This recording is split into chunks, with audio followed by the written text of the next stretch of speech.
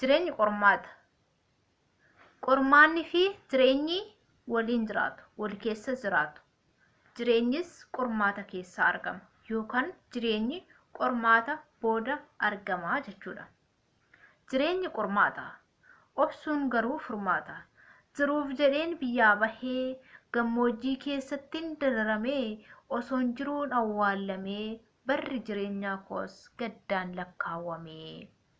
Dheebuuf beela hundaanan danda'ee homaan dadhabne deemsa koon itti fufee obboleettii koo ishee gamoorraa darbatamtuu dhiiga ishee yoo dacheen arabaa dhugduu eenyu xowwaateef yoo isheen iyyituu eenyutu baaseef gumaa ishee simbirroo biyya hin qabne taatee baatee karaarratti hafte eenyutu baaseef gumaa ishee simbirroo biyya hin qabne taatee baatee karaarratti hafte.